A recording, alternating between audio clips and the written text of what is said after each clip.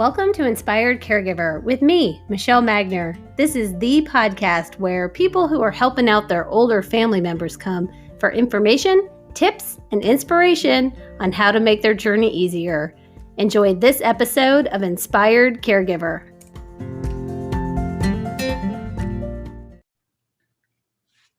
I can't believe that this is our first conversation, like in person, and we're going to go ahead and record it because we've been kind of bouncing off each other for a couple of years. Yeah, I know. It's so funny how people can be in the same environment. And I think our paths probably have crossed hundreds of times. Yeah. And we just haven't actually had the conversation. Well, and you're friends with April and I'm friends with April. I love her. Yeah. She's awesome. Yeah. And then you're in Women's Network, I saw now. Yes, I joined the Women's Network. And then you're still at Brookstone? I am. Yeah. Okay. Yeah. And then just getting Inspired Senior launched and caregiving, coaching, and support. Cool. Yeah, I saw on social media you did the John Maxwell training or one of those. Yeah. It's been really good. It's been fun. I'm on just a slow roll, starting to build some momentum. Just feeling out where the holes are, where the gaps, Yeah. And they're definitely there, especially for, the elders in our community, and there's a lot of work to do, and it's going to be the biggest population. So yeah, I think you're in a good spot. Well, and I appreciate your posts on social because I feel like they have really helped open my eyes to a lot of our social justice needs in our community and really the world. They've helped educate me. So I've been grateful for those. Oh, good. Yeah, you're welcome. It's always a learning process for sure. It is. It's funny because I've seen those posts social media never changed anyone's mind. I'm like, well, if you're open to listening. It can. Yeah, for sure. I've learned so much on social media, just from other, movers and shakers in our community, and it gives me a space to read stuff, sit with it, think about it, and then check my own racist tendencies or biases or, things in my circle that don't get talked about sometimes, but probably need to be. Yeah.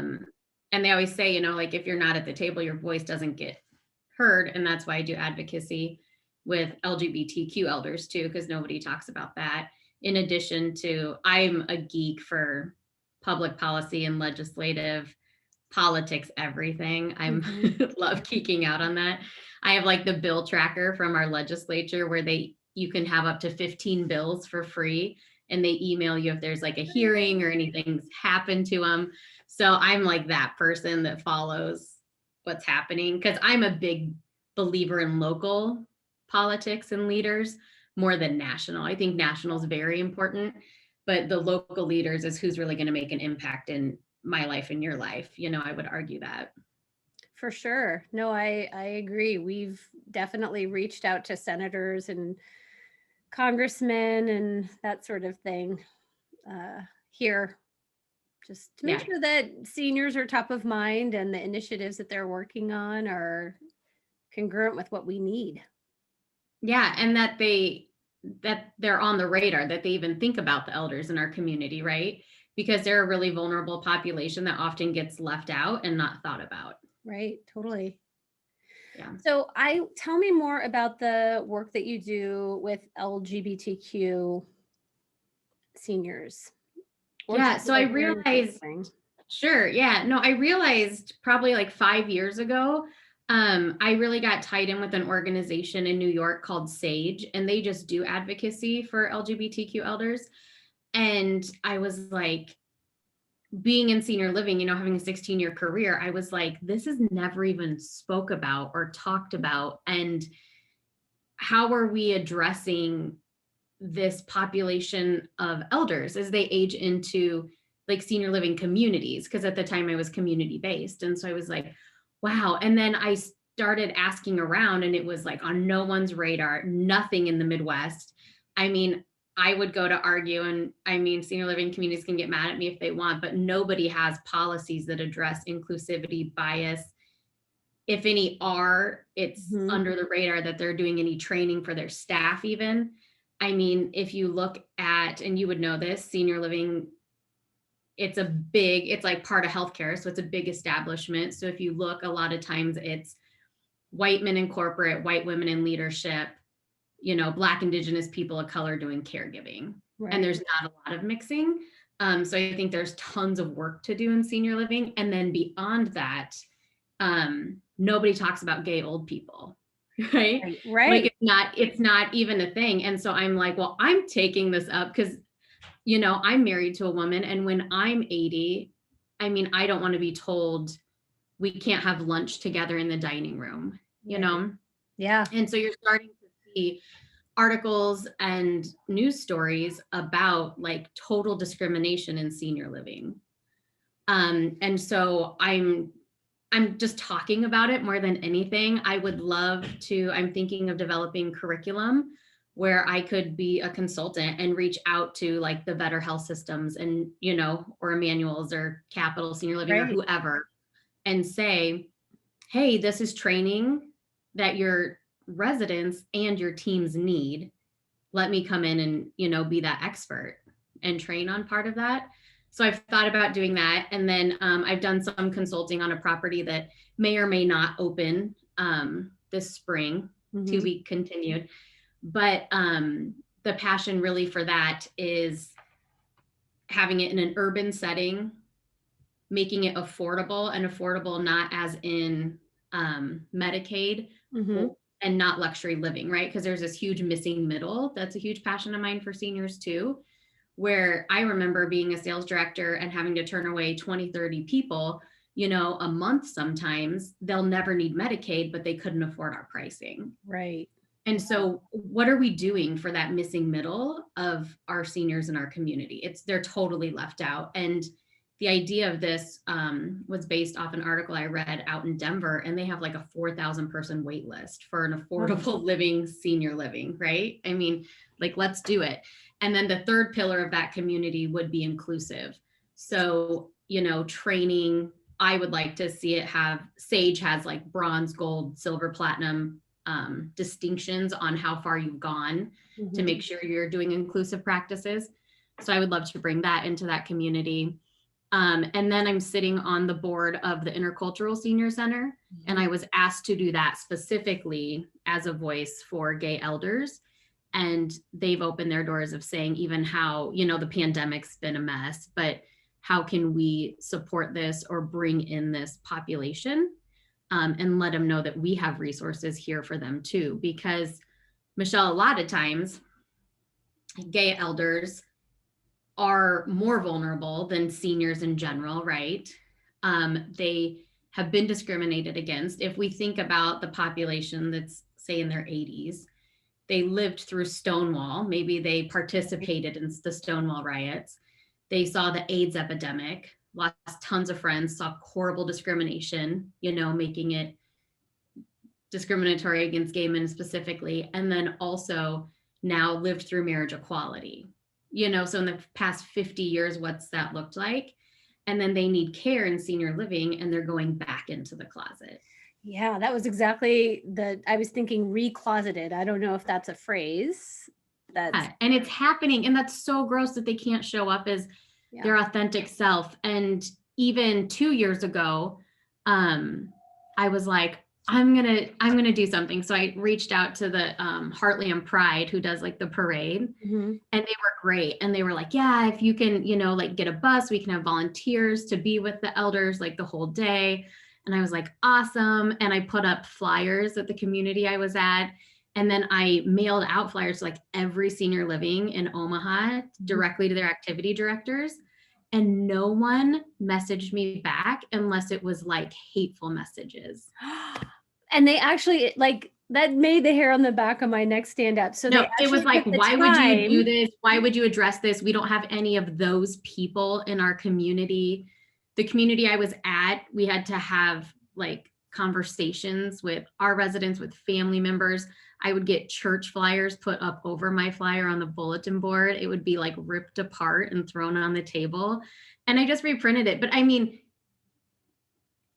it's so hateful. Yeah. I'm a big, obviously I do this work, but there's a place for everyone, right? And like gay elders don't need a separate community. Like they just want to live their lives Right. with their friends, with their peers. And it's something that wasn't talked about. And I think it's time for them to be able to be authentic and live in senior living. And even going as far as like, what do our forms look like, Michelle, in senior living, right? Like, what do the options say? It's very probably heterosexual driven, Right. and very male, female specific. So you're leaving out a lot of individuals. So to highlight some of the issues that people are facing, it's obvious, like hateful speech, hateful language that people like. Help educate me as to what some of the challenges are, or issues that if I were to move into a facility today, what would be some of the things that I would expect? Yeah, I think you would expect like no conversation around who you are as an individual, right? Like it's part of who you are that you just don't discuss. Or, I had residents move in, obviously gay, and still would say their partner was like their best friend. Yeah. Obviously you're not best friends. And if people don't want to come out, like that's fine too. But I mean, just opening that conversation, right. There's easy changes to make in like our forms and policies, and just not assuming everyone has like, is male, female, and has a husband or wife, like it's little changes I think that we can start making. And then if I always love this analogy, I spoke at Nebraska Healthcare Association on like the differences of aging, right? For like gay elders or, like their heterosexual counterparts. And if you think about the age of the individuals we're currently working with, like say like Heather and Steve got married and Heather and Susie got married, right? And Steve died, Heather would have access to his 401k, his social security, his housing, because all of that was recognized on a state and federal level. Right. So like Heather would still be okay financially, but Heather and Susie, if Susie dies, Heather would have no federal rights to any benefits. So no social security, she could lose her housing, no funding. If they don't have a bigger support system or they chose not to have children, what does that look like? So, it's a bigger hurdle for Heather if Susie dies to even financially be okay in older age, right, than, the counterpart. And so a lot of those policies are changing, which I'm really grateful for. But even we have a new administration, but the past administration was attempting to roll back protections in hospice, where if it was, a same gender couple that even were married, they wouldn't have access to end of life care for their partner. Oh my So, God. I mean, it's these like underhanded things that are going under the radar, and nobody's like watching or looking at them. That vulnerable group could easily be eliminated and not given the resources that you should just get as like an equal human for being alive, right? Well, and I would think, I'm thinking, especially when you're in that phase of your life where hospice would be a benefit, you're just tired of having this fight, like every step of the way. And just, this is something that I really learned with the Black Lives Matter movement, the bandwidth and the brain power that every day when you wake up, that is occupied just to go through your normal tasks of your day. Right. That could be used for something else. Yeah. And there's intersectionalities too. So, and there's like hierarchies too. Like a lot of times, like gay older white men have a better advantage than if you were like a Black lesbian woman, right? Because you have those intersectionalities of how it's harder to live in our society already. Yeah. So there's those intersectionalities as well. And then you said something, I was trying to think. I might come back to it. Yeah, just the But bandwidth it takes and the energy it takes just to like show up as yourself, right? yes. Like why, and we see that even with accessibility. I mean, if we want to go to like as basic as seniors, regardless, right, of sexual orientation, like just can you walk down the street with your walker? No, because it's not plowed, because our curbs, our sidewalks aren't taken care of. Like we can't even take our elders on an outing because we're not making life accessible for anyone with a disability even. Right. You know, so it's like those fundamental things that I think that's super important for city council, because we have a mayor election coming up. The whole city council could get turned over. Are any of the people running talking about accessibility? That hits our seniors more than others, but tons of people have disabilities that need access. And if you're not an able-bodied individual walking through the world, it gets really tough. Right. And going back to that bandwidth thing too, often elders who are LGBTQ have different health conditions, or they're magnified, like autoimmune disorder. And that goes back to childhood trauma, right?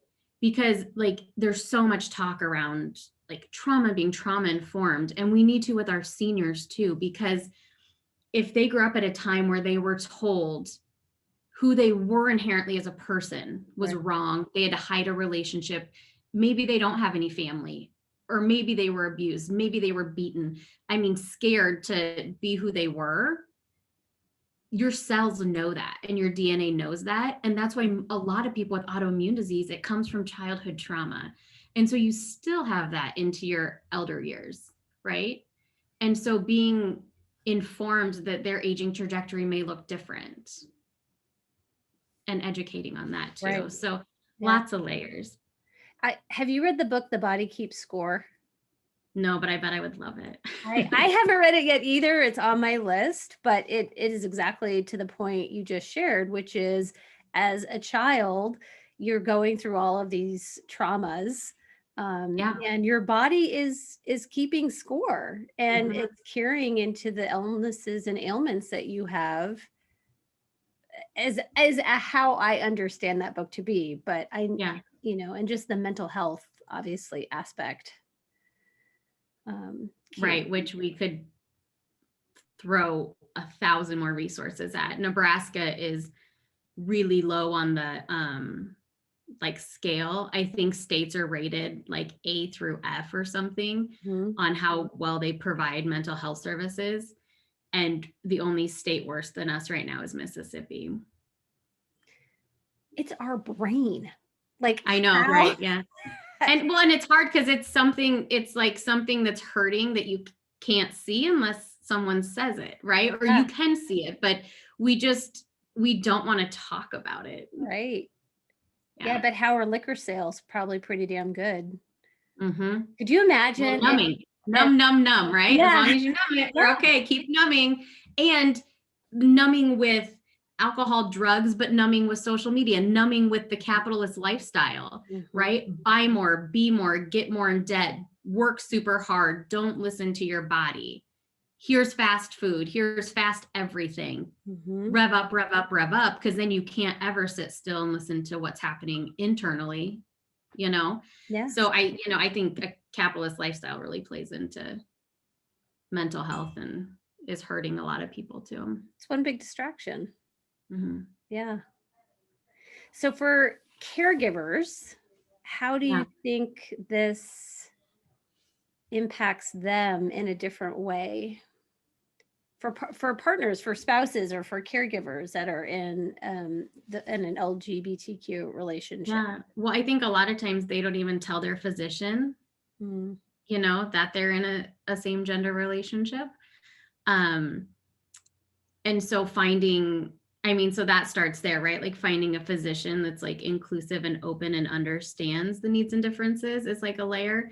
But even the caregivers in senior living, because I think you and I both know we have team members who identify in the LGBTQ community. And if they don't see anyone in leadership like them, if they hear comments being made or they're just not even addressed as part of the team, I mean, that affects them.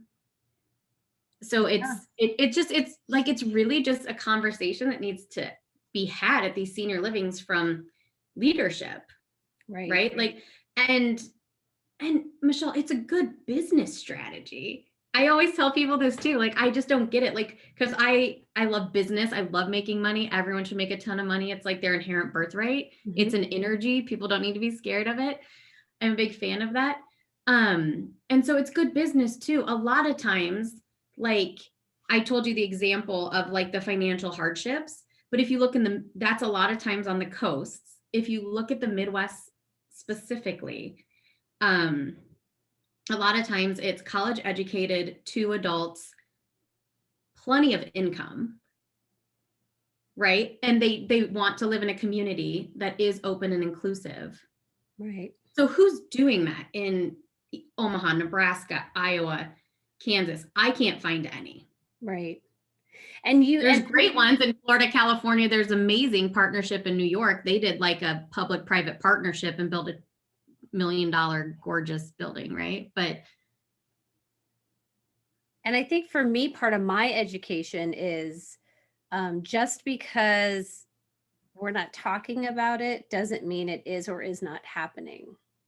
Yeah. So when I hear you say that, I think, well, I mean, isn't just everybody welcome to go live wherever they want and, have whatever kind of life they want? Yeah. I mean, if you can afford to be in a building, then, and I'm just sort of talking out loud in the spirit of being educated. Like, yeah, no, I love that. I love this.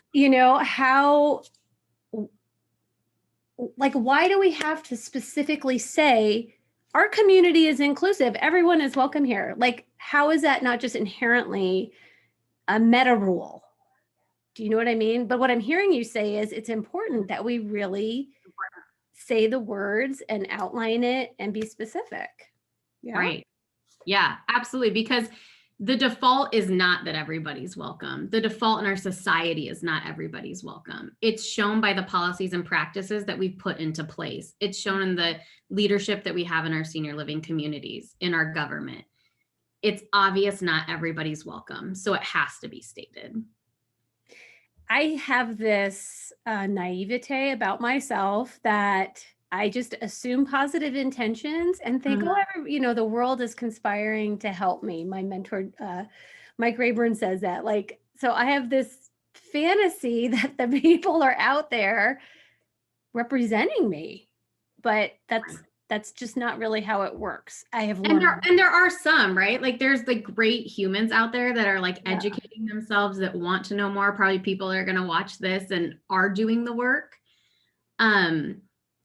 But it's such a privilege that I have and you have, I think, as white women walking through this world too, to say, well, why wouldn't everybody just be welcome? Because we usually are, Right. Yes. Like, but as women, we aren't always. Right. So if you think about that, like, why does it have to be specifically stated that we have women on our leadership team, that, women can have bank accounts, that, like that had to be stated because the default wasn't. Like everything's been built for like a heterosexual, cisgendered white man. So if you're outside of that norm, like policies have to be put into place. It has to be stated, to move forward.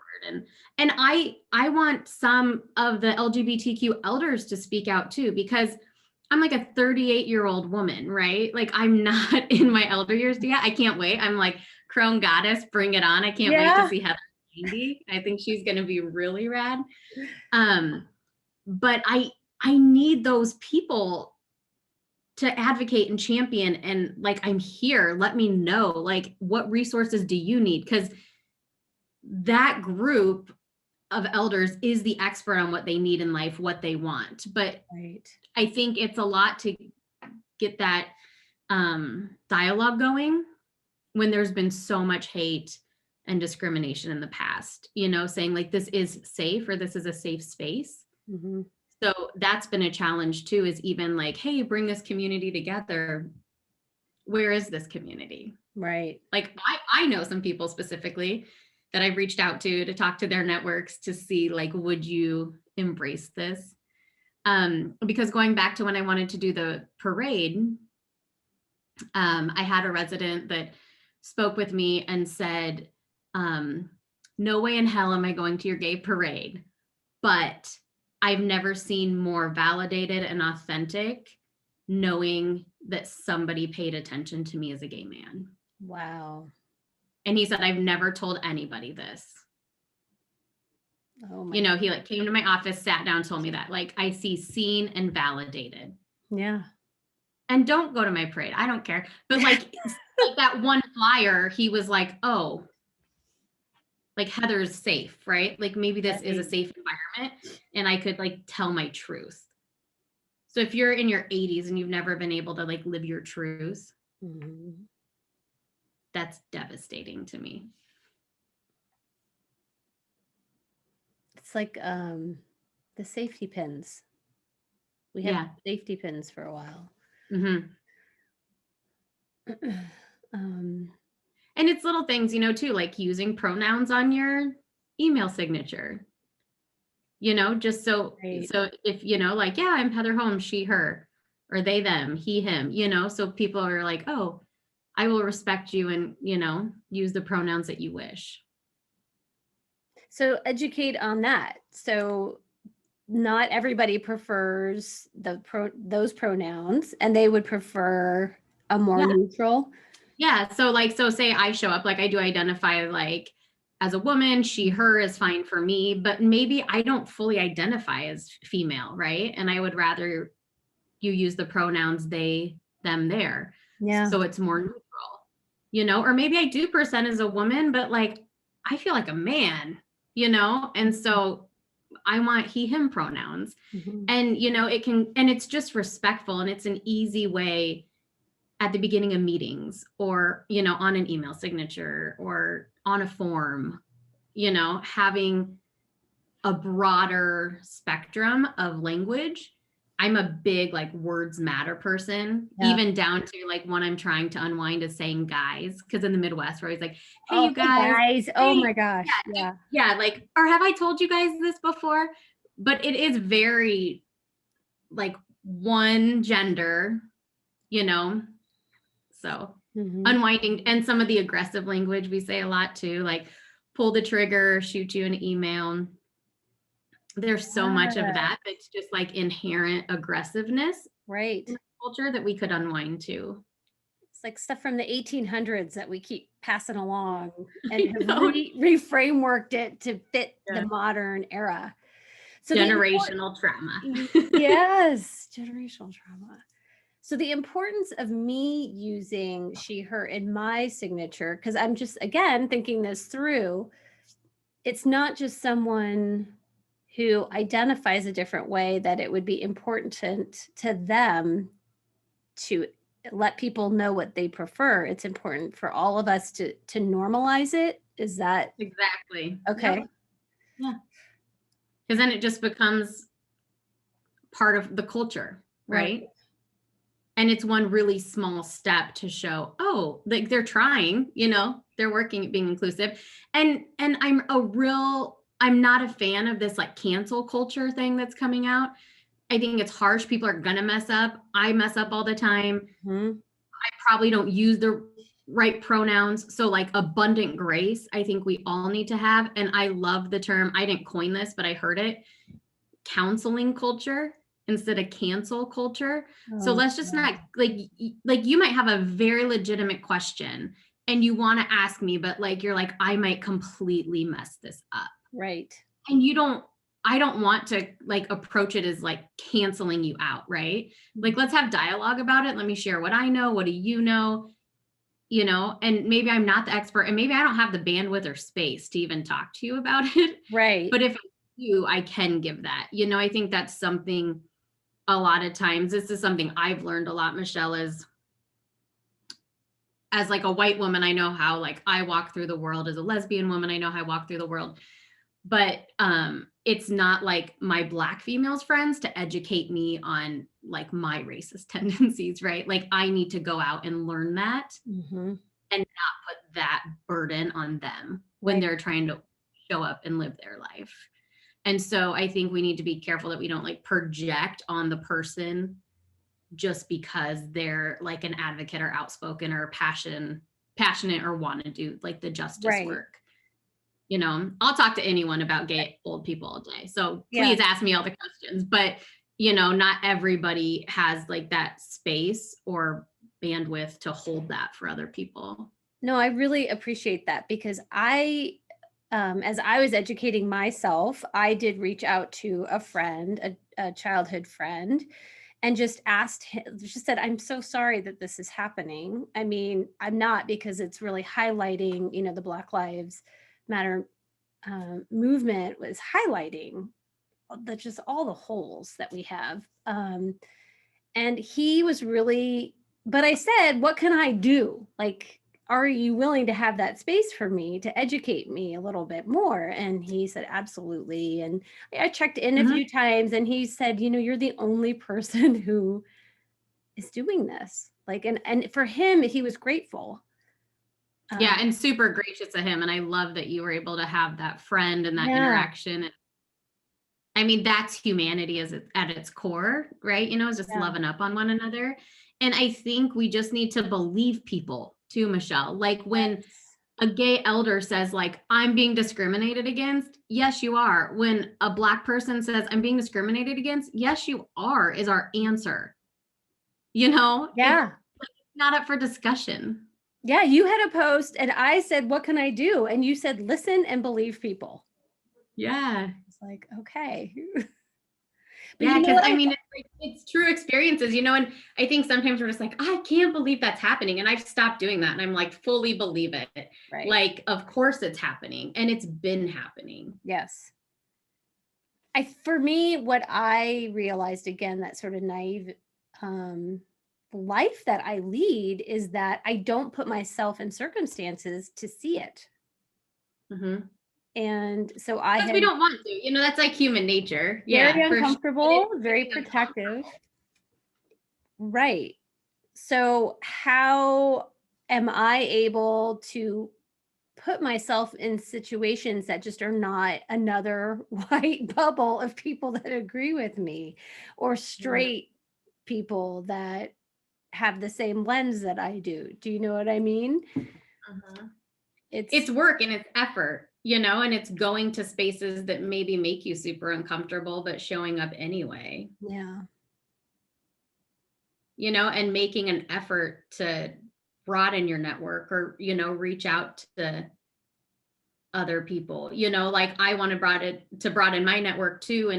And so I love being in like the Women's Fund of Omaha because they partner with IB Black Girl. And so I know exact policies that are happening and like I want to work to help those. Right. Right. And then I just got accepted into New Leaders Council. And so it's like, you know, young progressive leaders in Omaha that actually want to like move forward an agenda. And so they're very thoughtful on who are they picking. So like how many men, women, you know, able, disabled, gay, straight, you know, all the things to make sure, because going back to what we said, like you have to make an effort because otherwise the default is not that. Right. Yeah. Congratulations. Thanks. Yeah, I'm excited. So we just had our first weekend and it was a blast and just learning a ton. And it's great to be with different movers and shakers. Yeah. So, like, overall recap,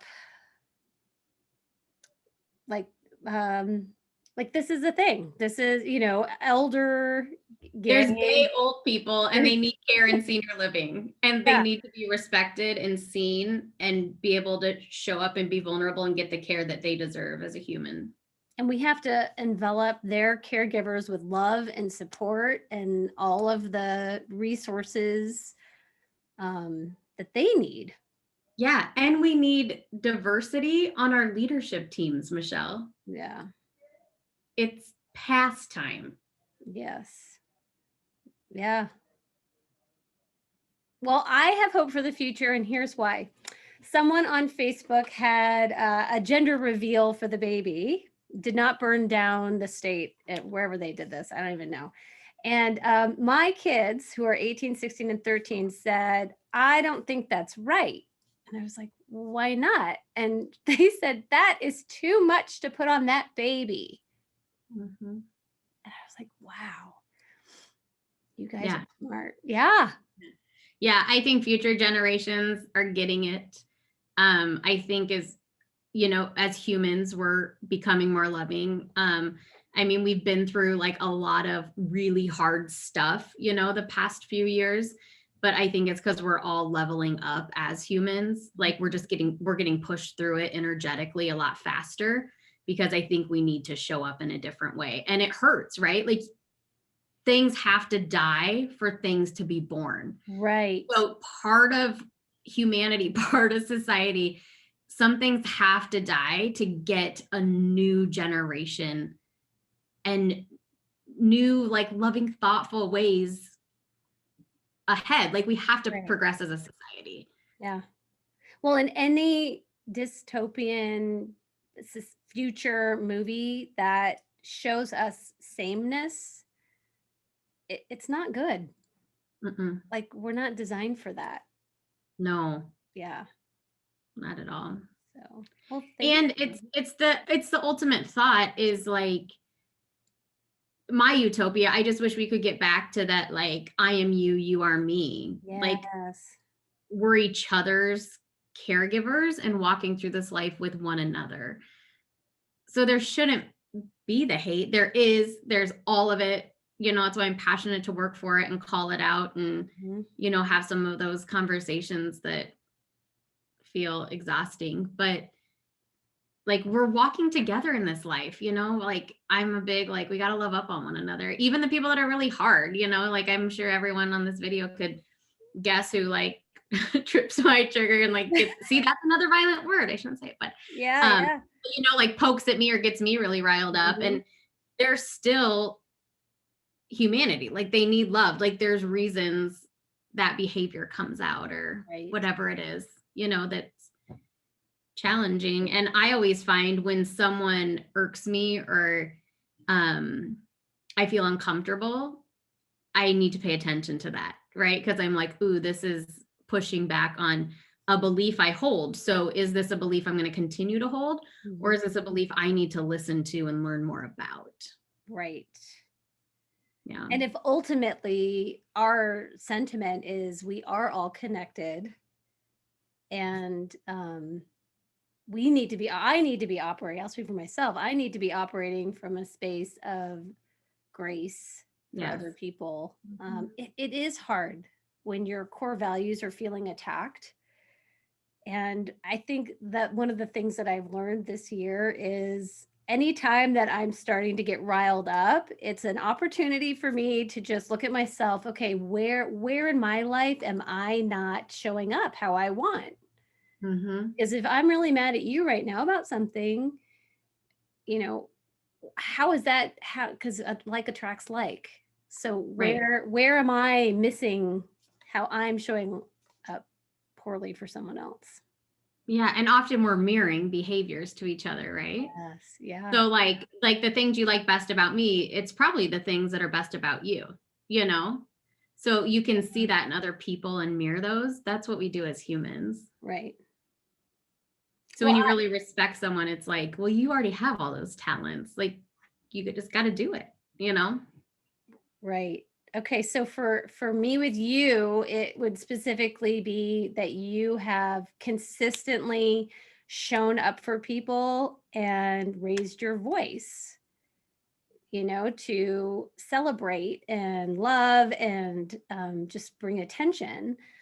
And I have felt very afraid to do that, Mm-hmm. to be honest with you. Yeah. So I'm grateful to you because I feel like I'm learning a lot just by hovering around you on social and Oh, yeah. Well, thank you. And I hold space for all your fear and uncomfortableness and definitely here for more conversations, or ping me or, when the world heals, we can have lunch or coffee, but gosh, can you imagine? We'll it'll get be so there. nice. Yeah. Yeah. And I love having more allies that want to talk about moving forward with the discussion of LGBTQ elders, right? Yeah. And how Right. are we supporting them in our community in the grand scheme of senior living, which in my opinion needs an overhaul too. Love So it. Yeah. That's why I stepped out for a bit, because I'm like, until I can go back in and do it the way I feel it needs to be done, Yeah.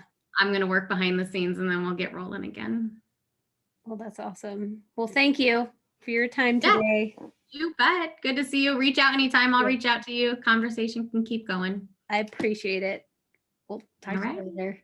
Bye-bye.